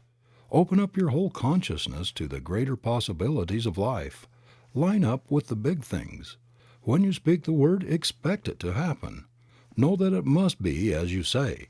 This will not be fooling yourself. It will simply be using the law as it is meant to be used. Expanding our thought. All things come to us through the use of our thought. If we have a small concept of life, we will always be doing small things. First in the creative series is the Word, but the Word carries us no further than our consciousness back of it. Unless we are constantly expanding our thought, we are not growing. Growth is the law of life, and it is necessary. We cannot stand still. If you want to do a new thing, get a new thought, and then you will have the power of attraction, which has the possibility of drawing to you the circumstances which will make for the fulfillment of your desires. Get over the old idea of limitation. Overcome all precedents and set yourself in the new order of things. If you want to build a railroad, you will never do it unless you get over the idea that the most you can hope for in life is to sell peanuts. Let the people sell peanuts for a living who think in the terms of peanuts. Get out of the rut. God has created you for a glorious future. Dare to fling out into mind the greater assurances about yourself. The power of a treatment. A treatment has as much power as we put into the word which we speak when we are giving it. This does not mean screwing up our mind or using our willpower or using force from the material standpoint. It means simply knowing that what we say will be done unto us of a power which can do anything that is given it to do. We must know that our word breaks down every material law and sets the patient free to express God. We must know that the word would endure even though all else should fail. Heaven and earth will pass away, but my word will accomplish. In calm confidence and perfect faith, speak and wait upon the perfect law. Get that mental attitude that never wavers. Be sure and it will be done. Repeating the treatment. One treatment would heal anything if it were not for the fact that people are constantly receiving false suggestions from the outer life. As it stands now, we should treat until we get results, always expecting that it will happen at once. Every treatment should be complete, and at the close we should always realize that it is done. The word spoken once from the mind that knows is immediately taken up by the mind in which we live, and this mind begins to create around the word, which is the seed, the thing of thought. We must speak that word with authority. There can be no wondering if it's going to work. When we plant a seed in the ground and water and care for it, we never doubt but a plant will spring into being. So it is with the word. It is acted upon by some power which we do not see, but that power is present, there is no doubt, since all who go about it get results. As Thomas Edison says of electricity, "It is, use it." So we say of mind, "It is, use it." Always remember that your every thought is the way you are treating, since it is the way that you are thinking. Impersonal healing. The very presence of one that understands the truth will have a great power of healing. The reason for this is that we are all in mind, and we have with us at all times our thought. And since all manifestation is the result of mind in action, and we are thinking beings and are always causing mind to act, the very presence of our thought will have some power to act upon whatever we are thinking about. We are dealing with the power which in itself is limitless. We limit it, and so it cannot become to us the bigger thing. Of itself the power is the same that made the worlds, and it cannot realize any sense of limitation. They could not enter in because of their unbelief and because they limited the Holy One of Israel. Stop limiting things. Things are as big as we make them, no more, no less. There is room at the top. Get on top of everything and dare to dominate the earth. All things are given us to use. Make use of them. Everything is limitless, and we must see the truth that the fault is not in the law, but in ourselves when we fail. Not with God, but with man. Dare, dare, dare. Think of the bigness of things in the universe. Think of the number of grains of sand, the profusion of all life, and never again limit anything. All is yours to use. Jesus would never have become the Christ unless he had had the courage to say, "Behold, I am he." You will never attain until in some degree you are able to say the same thing of yourself. We must learn to reach out and take what is meant for us, the greater life, the all-good. People say, "Yes, but how do you do it?" Simply know that God makes things out of himself by speaking the word, and that in your own life you can do the same. All people can think, and all people can speak, at least mentally. This is all that you need to begin on. The word is at the center of all creation. and is first cause, the starting point of all that you see. The word is in your own mouth, and all that you have to do is to speak it. The trouble is that we are speaking the word, and in the next breath we are denying its power by seeing something that contradicts it. If the word is the way that God creates, it is the right way. If it works for God, shall it not work for us? As yet, our word is more or less imperfect, but more and more it will become perfect, and so the outer condition will be brought up to the inner word. All words have as much power as we put into them when we speak. The word is already in our own mouths. That word is all that you will ever need to bring happiness, health, and success to you. Do you wish to live in a perfect world, peopled with friends who love you, surrounded by all that is beautiful and pleasing? Do you wish to have the good things of life? There is but one way, and that way is as sure as the sun shines. Forget all else, and think only upon what you want. Control all thought that denies the real, and as the mist disappears before the sun, so shall all adversity melt before the shining radiance of your own exalted thought. The prodigal son remained a prodigal only so long as he chose to do so. When the thought came to him to return, he was greeted by the Father with outstretched hands. So shall we find that when we turn to that world which is perfect, there will be something that will turn with us, and we shall behold the new heaven and the new earth. Not in some far-off place somewhere beyond the clouds, but here and now shall we become free. We must do away with all that hinders the true growth, all little thoughts that hinder us from becoming. Human strife comes from the thought that there is not enough to go around. Forget it. We cannot use even what we see, and what we do not see is infinite. You will rob no one by becoming prosperous, and the laws that underlie this state of being are simple and easy to understand, and not hard to attain for the one who is willing to let go of the negative state of being. Prosperity. Here are a few simple rules for prosperity that are as sure of working as that water is sure to be wet. First, remember that nothing happens by chance. All is law and all is order. You create your own laws every time you think. There is something, call it what you will, but there is a power around you that knows and that understands all things. This power works like the soil. It receives the seed of your thought and at once begins to operate upon it. It will receive whatever you give to it, and will create for you and throw back at you whatever you think into it. This means that the practitioner should be very careful how he is thinking at all times. Not alone in the moments of the deeper silence are we treating our patients, but perhaps more than this, we are treating them in an impersonal way at all times. When we take a patient into our thought for a treatment, there will be a constant stream of consciousness flowing out to him during all the time that he is in our care. We should be very careful of our thoughts as we realize the deep truths of mental action and reaction. What is the spiritual mind? What is true spirituality? Many people have asked this, and as many have answered it. I do not pretend to know more about this all-important topic than others, but to the thinking person who has come to realize that all is love, yet at the same time all is governed by law, there must be a different answer given than the one we ordinarily hear. The average religious person thinks that spirituality must manifest in some unnatural way, such as giving up all personal pleasure and becoming resigned to whatever happens, that we must give up most of what life holds here, that in some far-off future perhaps we may attain. This is not the case with the man Jesus. We have more accounts of his being at feasts and weddings and similar gatherings than at other places.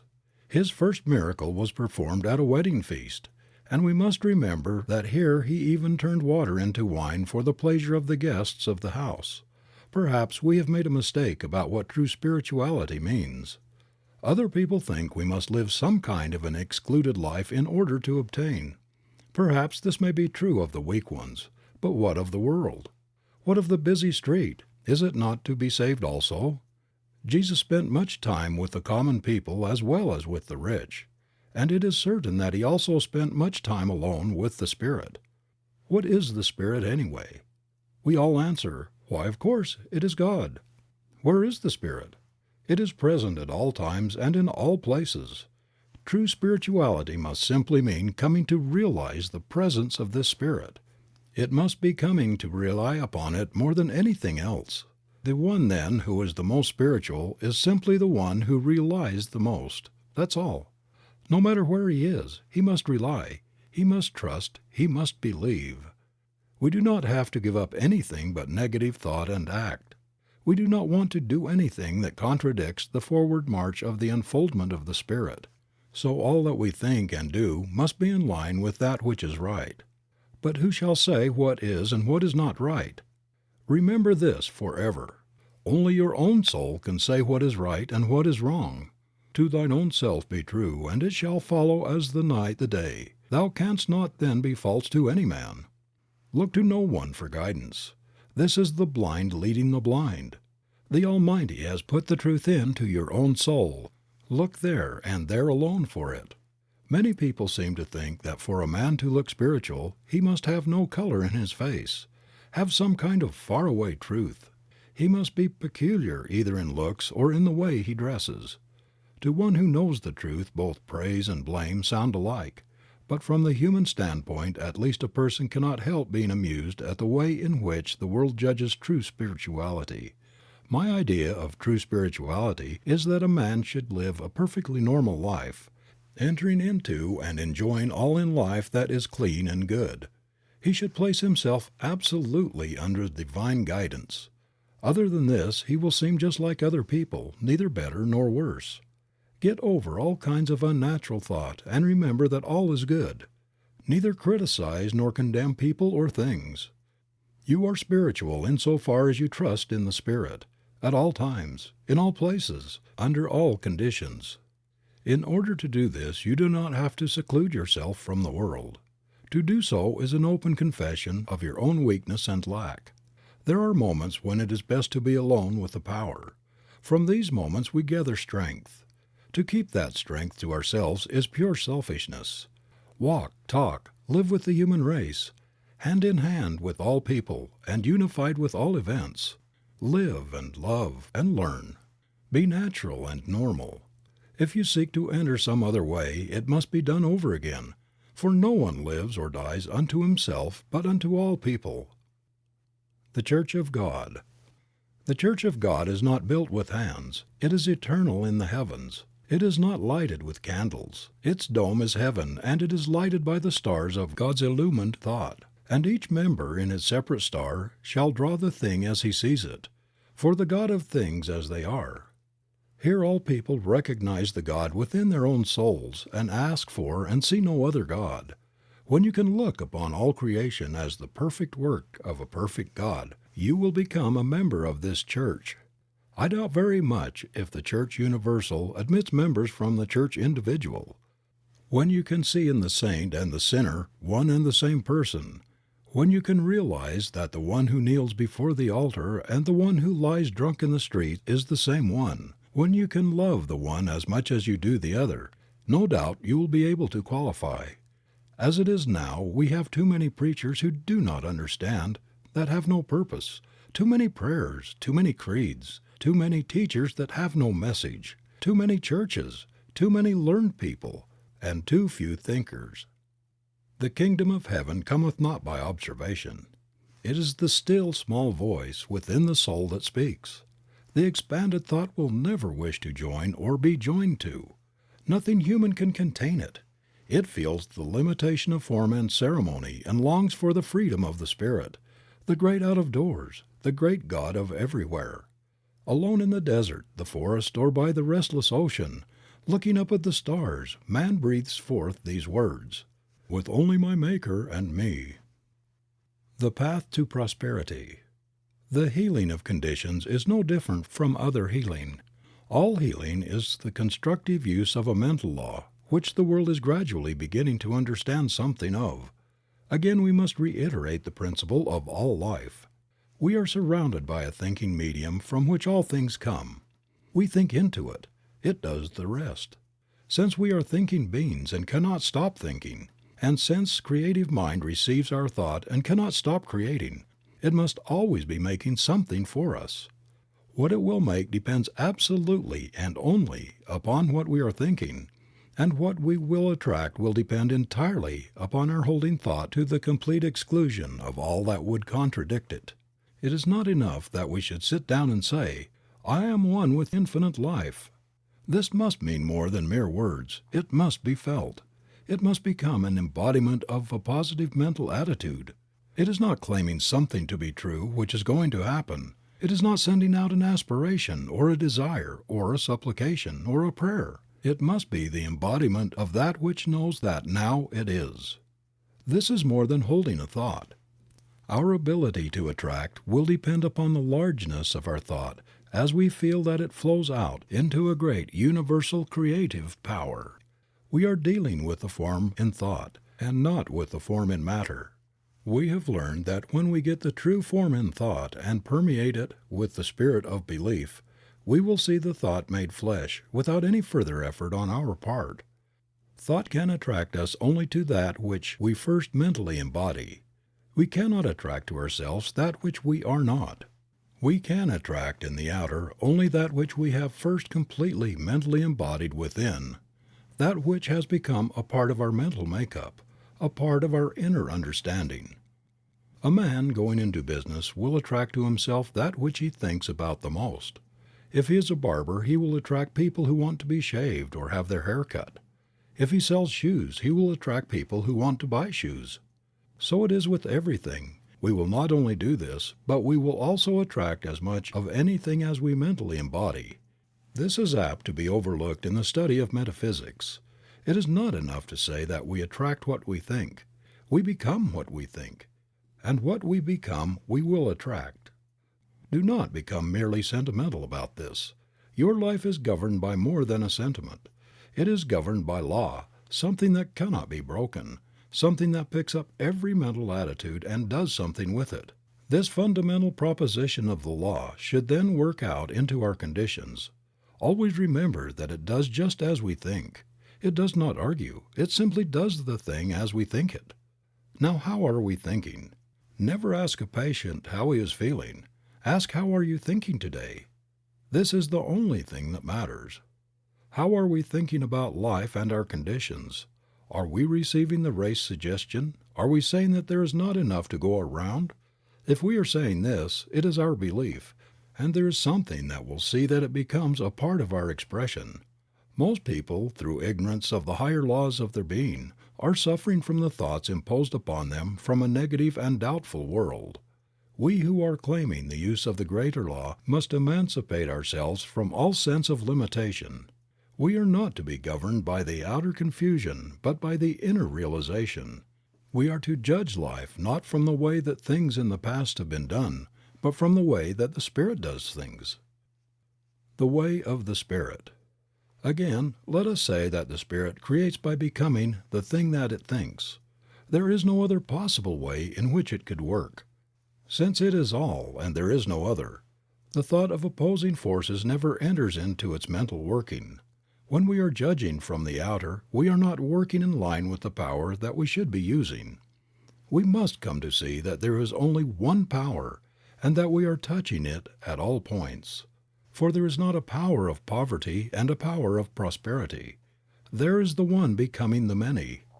It makes and it unmakes that a higher form may appear to express through it. All that is not in line with its forward movement will soon pass away, for it recognizes no opposite. As far as we are concerned, what we are and what we are to become depends only upon what we are thinking, for this is the way that we are using creative power. The sooner we get away from the thought that we have to create, the sooner we will be able to work in line with the Spirit. Always man uses, he never creates anything. The united intelligence of the human race could not make a single rosebud. It does not know enough. But our slightest thought adrift in mind causes the same power that makes all things to create for us. The great error of the race is, and always has been, that men have thought to give a physical reason for things. When that reason has not answered the problem of life, they have sought out some other reason just as physical. The fact that they are all wrong is shown that in every generation has found a different reason. When truth is found, it will also be found that it never changes to suit the whim of the human fancy.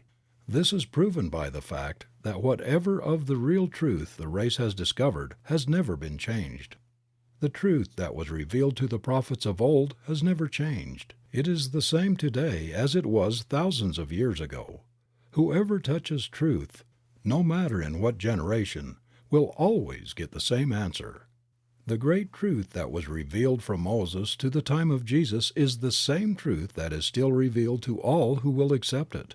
It is simply this: we are now living in a spiritual universe governed by mental laws of cause and effect. Moses saw it mostly from the standpoint of the law of cause and effect, an eye for an eye. What does this mean? It means, as Jesus said, "As a man sows, so shall he reap." Moses saw the law. Jesus saw not only the law, "I am not come to destroy but to fulfill," but he saw behind the law the reason for it, and revealed behind all law the great lawgiver, a God of love working out the great inner concepts of his own being in harmony and in beauty, filled with peace, causing the sun to shine alike upon the just and the unjust. Jesus did not try to overcome the use of law. He understood all law, and he well knew that all law was at his command. He did not break the law, he fulfilled it. So we must find that all is at our command through these same laws. The man who understands law and complies with it will have no difficulty in demonstrating that it is as true for him as it ever was for anyone else. What, then, are the laws underlying prosperity? The first is this, and we must not try to escape it: "Thou shalt have no other gods before me." This me is spirit. We are, then, to trust only in the activity of spirit for what we need. But the world will say, human things come through human agencies. This may be true, but we must realize that the power we are dealing with also has within its own mind all people and all things. We do not have to treat people. What we have to do is to embody principle. Principle may use people, but that is no part of our responsibility. Ultimately, all is spirit, and spirit, which is the beginning, is also the end of all manifestation. I am the Alpha and the Omega. Our life, then, is to be governed by spirit. We need look no further. It will do for us all that we will ever ask, provided we believe. Why, then, has it not done so? The answer is that it has already been done so, but we have not received it. The Spirit may offer, but we must accept the gift before it can be made. "Behold, I stand at the door and knock." We must understand that this receiving is a mental process. It is one of mentally taking. The way, then, that we are using our mind through our thought is the way that we are treating ourselves for prosperity. So simple, and yet we have not understood it. If a man says, "I have not," he will not receive. If he says, "I have," he will receive. "To those who have shall be given, and to those who have not shall be taken away even that which they have." This is a veiled statement of the law of cause and effect. When you send out into mind the thought that you have not, it accepts the idea and takes away from you that which you have. Reverse the process and say, "I have," and it will at once set to work to create for you even more than you now possess. You will readily see then that you are not dealing with two powers but with one, and that it operates through your own thought, doing unto all even as they believe. The level of consciousness. Since all is mind, and it is done unto us as we mentally think, all life is simply a law of thought, activity of consciousness. In our life the power flows through us. If we provide a big receptivity, it will do a big thing. If, on the other hand, we only believe in a small way, the activity must be a small one. The Spirit can do for us only what it can do through us. Unless we are able to provide the consciousness, it cannot make the gift. Few people have a great consciousness, and this explains why so few excel. The power behind all things of itself is without limit. It is all power. In us it has to become what we make it. We carry within our own soul the key to all expression, but few enter in. The door is not seen with the physical eye, and as yet but few have gained the ability to see. The majority merely look. Realizing then that while the power is limitless, it must become operative through our own thought, we shall see that what we need is not some greater power, but that what we really need is a greater consciousness, a deeper realization of life, a grander concept of being. We must unify ourselves with the great whole. The man who dares to fling his thought out into universal intelligence with the positive assurance of one who knows and dares to claim all there is, will find that it will be done. God will honor his request. On the other hand, the one who fears to speak lest God will smite will find himself smitten of the law, not because God is angry, but because it is done as he believes. We have a right to have, and should expect to have in this world, all that will make for the comfort and for the luxuries of life. What matter how much we have, if we rob no other soul to get it? Shall not the power that so lavishly spreads itself out into nature give to us its highest expression all that we can ask? We dishonor God when we claim less than all. Until we can expand our thought so that we shall be able to say also, I am, we need not expect to get great results. The soul knows that its own divinity is the great soul. Before it all else must bend. To it all else must gravitate. Enlarge your thought process. Away with the little personal thoughts of things, and dare to think in universal terms about all things. The universe is running over with good. It is for you, but you must believe and then take it. Do you dare to believe that your own word is invincible? When you speak it, how do you feel? Is it limitless? Is it all power? Is all power given to you in heaven and on earth? Are you the one with the only power that there is? Until you can say yes to all these questions and not simply believe them, but know them, you cannot hope to attain. It is useless in making demonstrations to beg for things. As well beg that water should be wet or that fire should be hot. Things are, we must take them.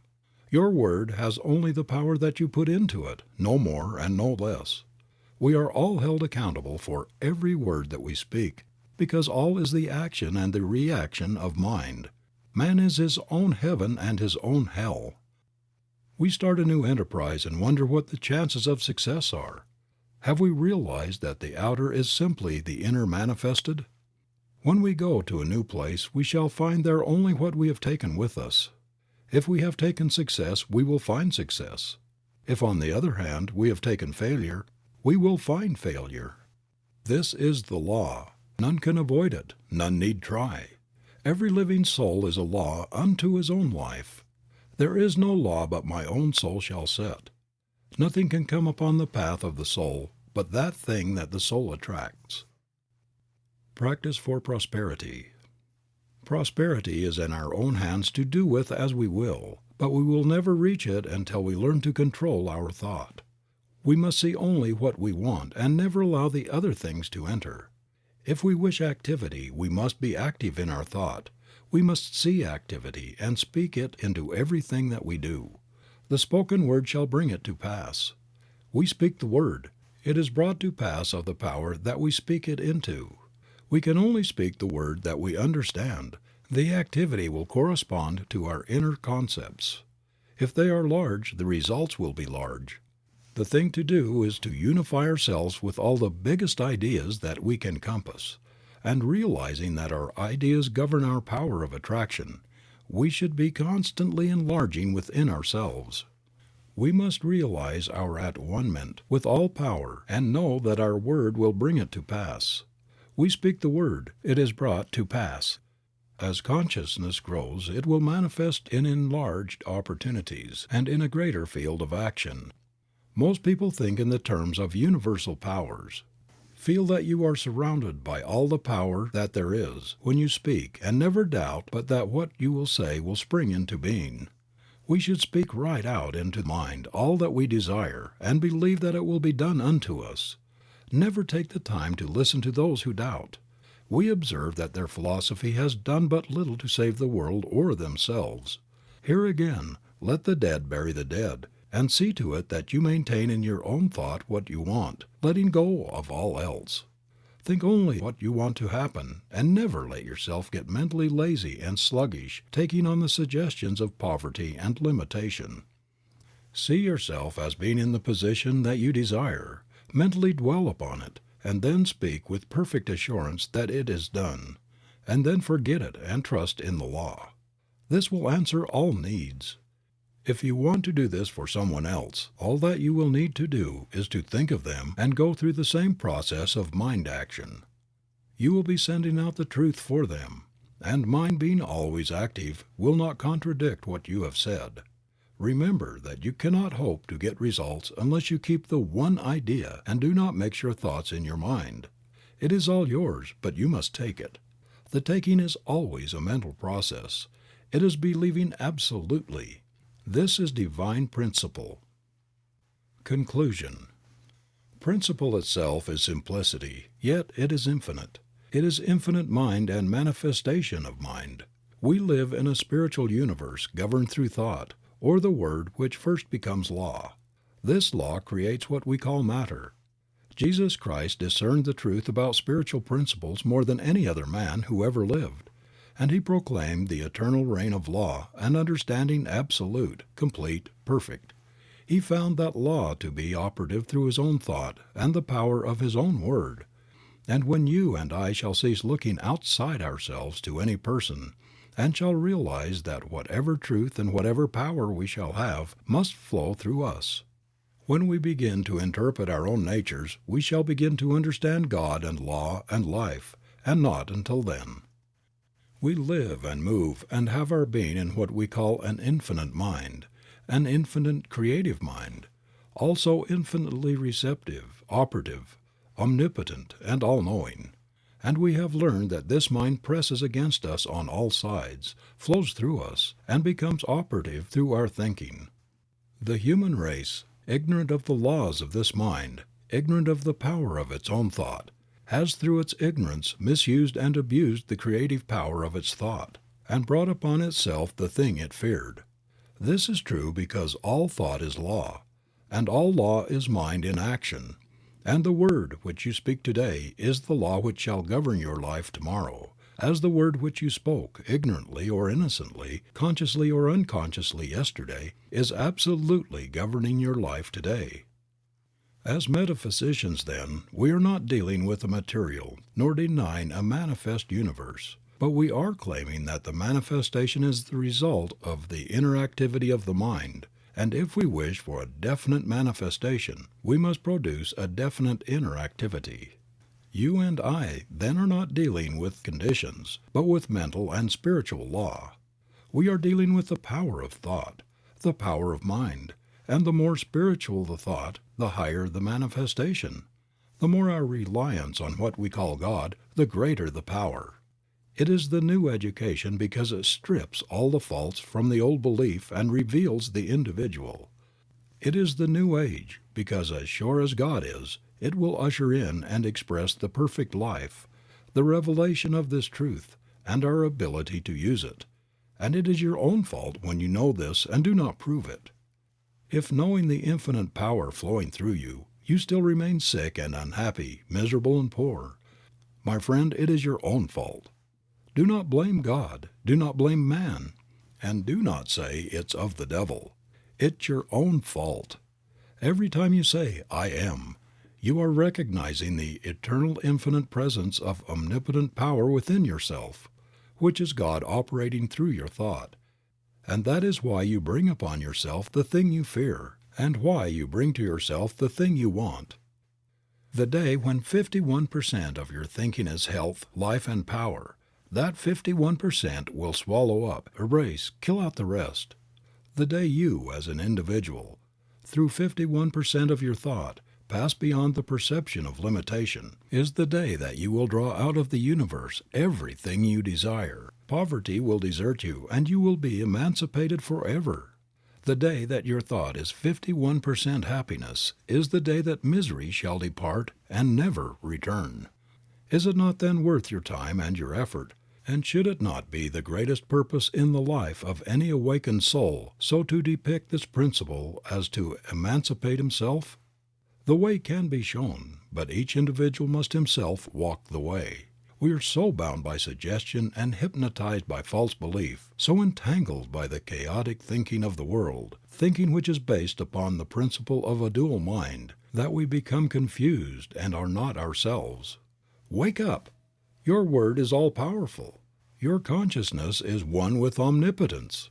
Your thought is infinite. Your destiny is eternal, and your home is everlasting heaven. Realize the truth. I am living in a perfect universe.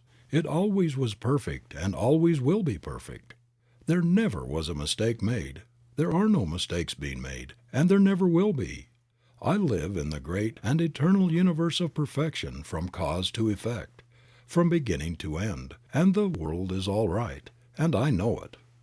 Majestic and calm, waiting with eternal and divine patience, the great principle of life is ready to give to us all that it has. And while we listen and wait, we will cast from us everything that hinders its complete expression through us. We will let go of all struggle and all strife, and be at peace with life. Perfect peace to the soul as we rest in the realization of our unity with all that there is, was, or ever will be. One with the infinite mind. All the power of the Spirit is working through our thought as we believe and receive. Now we will ask for and take that thing which we desire. It is done. It is complete, now and forever. Perfect life, perfect healing, perfect harmony, divine guidance, infinite strength and joy forever. End of Part 3.